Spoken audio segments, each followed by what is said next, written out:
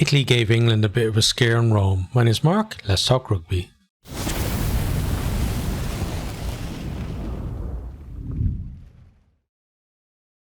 England actually had a pretty bright opening couple of minutes in this one. They get to attack off a line out and looking a bit dangerous, but then they get isolated at a breakdown. Rutsa gets over the ball, wins a penalty for Italy, and then that puts them on the front foot there, coming forward, putting the ball through the hands, and they're actually stretching the England defence. England get caught offside, and Tommaso Allen opens the scoring from the tee, 3-0. Brex then makes a break in the midfield, offloads to Canone, who carries deep into the 22, right up the guts of the English defence. He finds Alessandro Garbisi, who gathers the ball after it came off his knee, and then he gets over to score. Allen adds the extras for 10-0. Italy looking good right at the start there, it has to be said. England then looking to respond. They're on the edge of the Italian 22. Italy's defence is looking fairly solid, dealing with the England attack at this point, and they're holding them out. But they do go off feet at the breakdown, and Ford puts the penalty over, but only just about. It actually went in off the post, and it was 10-3. We then have a great carry from Roots, who had an excellent game for England, but we've seen before with the England back rowers, like somebody comes in, has an excellent couple of games, and then they're out in the cold. So let's see, can he sustain that through the rest of the tournament? But today, yeah, absolutely excellent and well worth his place in the team. He gets them on the front foot with that carry. Sucky in defence. England then put it through the hands. Stewart with a lovely pass, and then Freeman bursts through a hole, and then he finds Daly, who goes over to score in the corner. Ford misses the touchline conversion. It's 10-8. Garbisi then plays a lovely wraparound with Brex in the midfield, and Brex just with a super offload. That guy's just got great hands out of contact. Italy then suddenly have numbers out wide as they're crossing the halfway. Allen finds Menoncello, and he's got Pani on his outside, and Allen continues his run on his inside. There's only Ford covering there. He's got to take the ball carrier, and then Menoncello just pops it off to Allen, who canters over to score. Brilliantly worked try there, and that was Allen's 8th try in the Six Nations, and that makes him Italy's top try scorer in the history of the tournament. Allen converts that one then for 17-8. I'm pretty sure during this game he became their top point scorer as well in the tournament. England then looking to respond, halftime approaching, less than 10 minutes to go. They're on the Italian line, and they're being held out, but they do have penalty advantage. I think it was Lucchese was offside. England knocked the ball on, so we come back for the penalty. Ford takes the points to make it 17-11. We then have a tackle off the ball, and that allows them to cut the deficit again to 17-14, and that was a halftime score. And I felt like just that little period before halftime, if Italy either had been able to hold England out and stop them, scoring and kind of chipping away at that lead, or if they could have got a score themselves, after that great work in the first half, a 3-point lead didn't seem kind of very fair for them. But you've got to play well both sides of the ball. And England then, they finished this first half momentum. They continued that at the start of the second half and get themselves into decent position in the Italian 22. Mitchell then snipes from about 8 to 10 meters out, and he's kind of half stopped about 2 or 3 times. Finally gets over to score, and I'd say Menoncello and Allen both will be unhappy with their defensive efforts, because both of them fell off tackles as Mitchell was going through. He is very elusive, to be fair, but still one of them really should have just planted him, or at least held him up. Like they just kind of fell off the back of him as he's twisting and turning. Ford then converts, and now England are in the lead. It's 21-17. Not long after then, England's scrum, which went pretty well, wins them a penalty, and that's put over as well for 24-17. Itoje then gets pinged. I think he was offside, and Allen has his chance to just steady the ship for Italy, as they're trying to just, respond to going behind. But his kick initially looks like it's going to be on target, but he pushed it, and it just keeps curling to the right, and then goes wide. And up to then he was a MacLeod from the tee, so and it was a very kickable penalty, especially in the form that it was in, during the game as well. So a little bit disappointing for him, but these things happen as well, and he had such great impact on the rest of the game for them too. And then Ford then rubbed salt in the wound as he strokes over another penalty for England. I think he scored 5 penalties today for England, and that gives them a 10-point lead with less than 50 minutes to go now, 27-17, and Italy really need to find something at this stage. They are looking to score, and set up a bit of a nail-biting finish. And Menelcello looks to actually be away, breaking down the right wing. But then Daly, who's kind of falling over and falling away from him, then sticks a leg out to trip him. So he gets the yellow card. He's in the bin. And you're thinking, okay, Italy now, they've got, it was about 5 minutes to go at that stage, I think. So you think, okay, they've got 5 minutes to go now with an extra man to potentially get 2 scores. It's a big ask, but it's at least seems more doable now. 15 against 14, but the thing is, they didn't play the rest of the game with that man advantage, because England actually were the ones that were finishing with the momentum and putting pressure on, and that led to Lamoureux getting himself a yellow card as well for an infringement. So both teams then evened up the numbers, finished with 14 men, and clock then ticks over into red. Italy are in possession. The game is now won for England, but there is still the possibility of a losing bonus point for Italy. And now, as they're pushing for that, momentum starts to swing their way. They've got the ball around about halfway. Looks like England are kind of containing them and maybe, just waiting for that potential mistake, because Italy made a lot of handling errors today, and they're probably thinking, well, we can maybe just, not be too aggressive and just wait for that knock on. But then Roots, who did have, as I said, an excellent game, comes flying out to make a tackle on Ioane, but he's not held in the tackle, crucially. So Ioane bounces back up. He's then, has a bit of space out there on the right. Dingwall then goes for him, but he's fended by Ioane, and suddenly Ioane is in behind. He's in space. Dingwall tries to recover and goes for the tap tackle, doesn't make it, and Ioane goes over to score a well-deserved try for him and for Italy. Garbisi then converts for a final score of 27-24 to England. England with the win.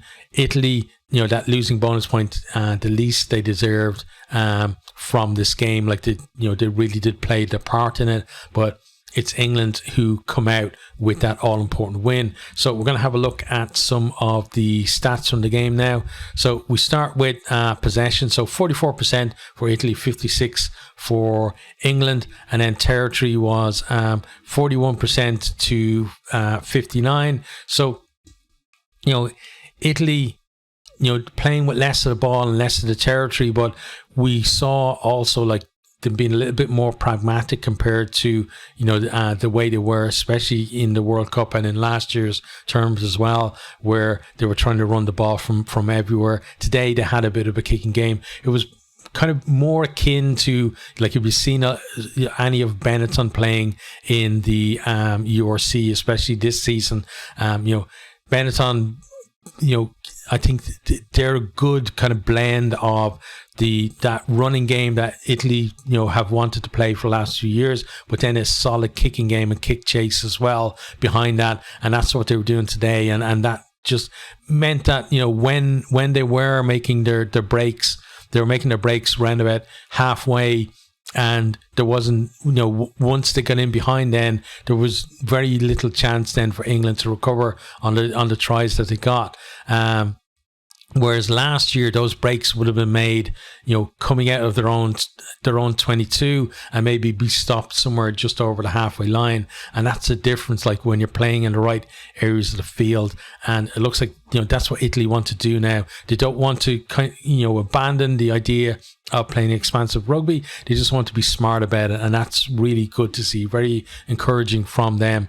In terms of then tries scored, like, Italy actually outscore England 3-2. Carries then 98 to 119.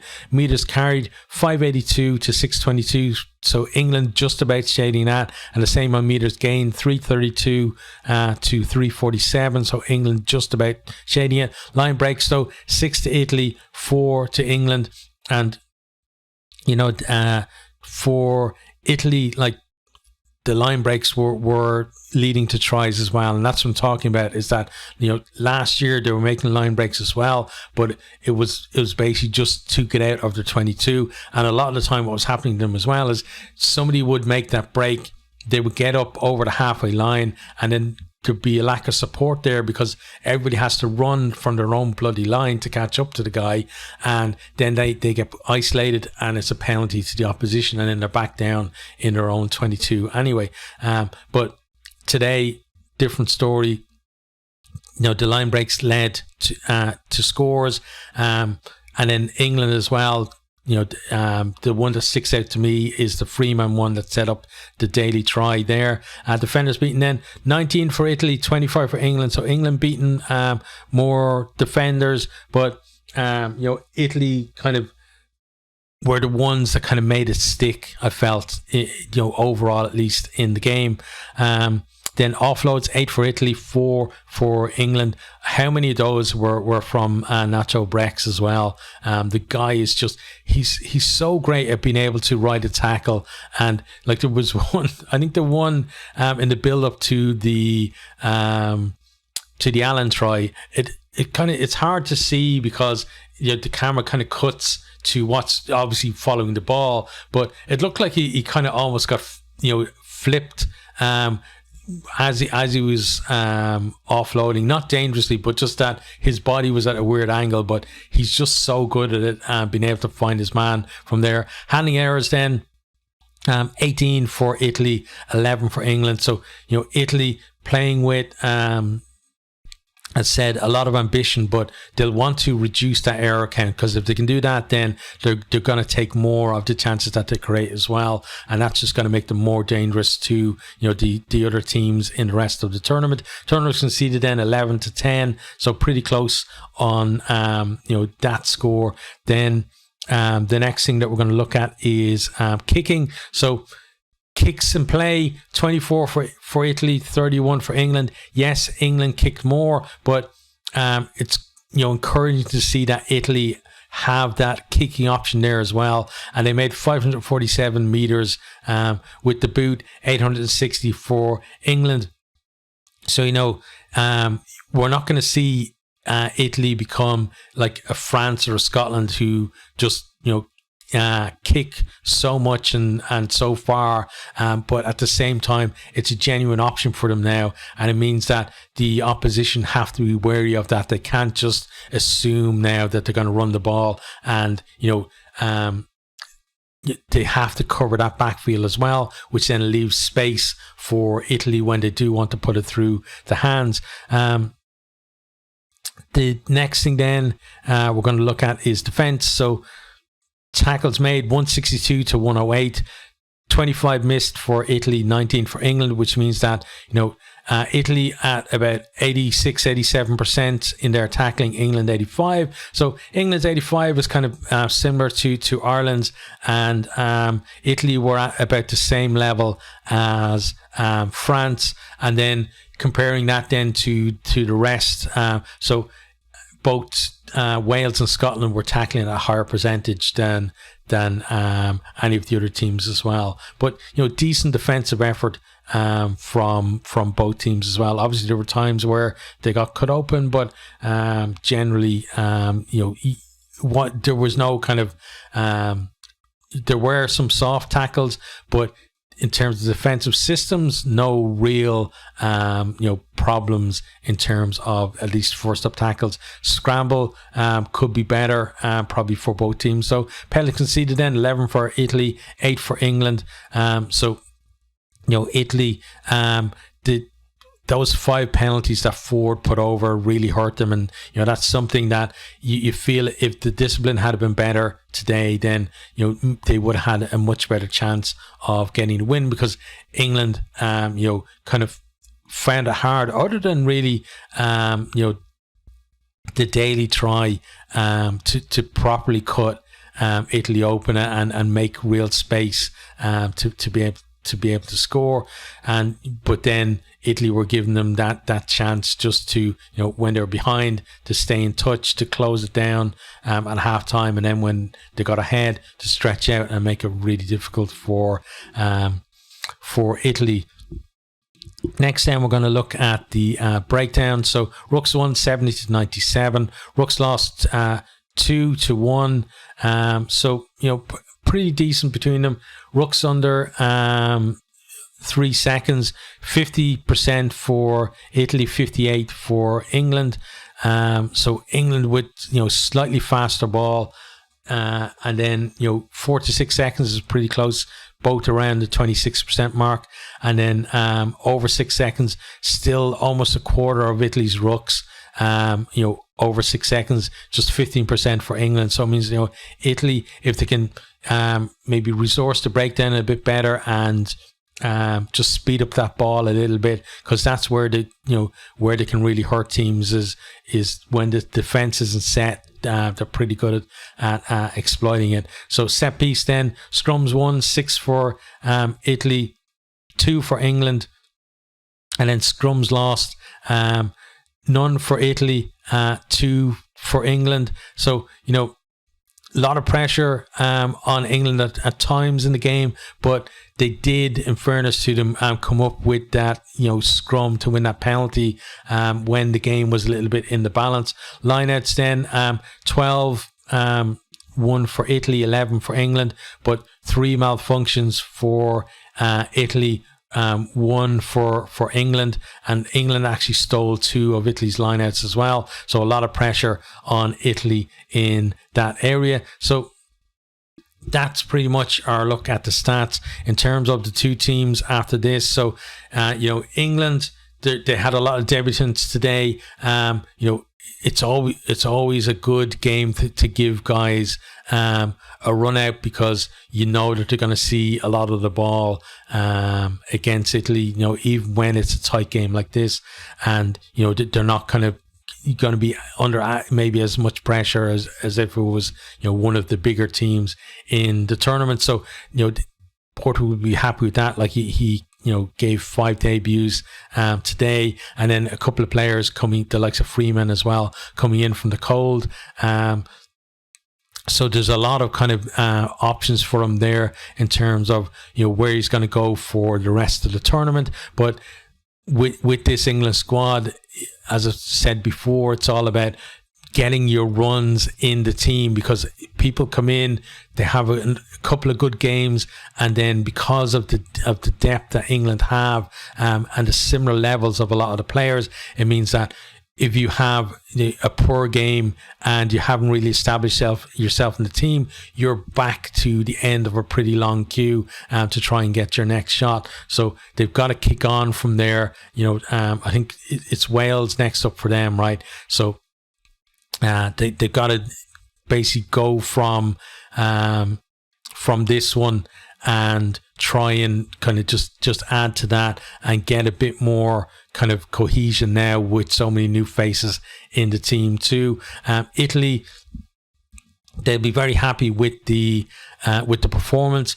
I'd say they'll be disappointed with the result, because the chance to beat England for the very first time was definitely there for them today. But we've seen it before with that kind of hoodoo of not being able to beat a team, whether that's like, for me at least, the biggest one that comes to my mind, because I'm Irish, is Ireland versus the All Blacks, is that you have a lot of near misses, a lot, with these kind of things before you finally get over that line. And then once it's been done once, then it's not such a daunting task to be able to do it again. But, it is going to come at some point in the next, I'd say in the next, maybe this World Cup cycle, certainly in the next decade, that they're going to beat England for the first time, because you can see it, because Italian rugby is just getting better and better. They've got plenty of young talent coming through as well. And it just means that, they're going to have more and more opportunities to get that win. And eventually they are going to take one of them. But for the rest of this tournament, it's a decent performance. Now, what they've got to do is maintain those standards through the tournament, improve the discipline, improve the handling, and there's a chance of at least getting a win this year, which is probably, if you're honest about it, is going to be a decent Six Nations for Italy if they can win one of their games.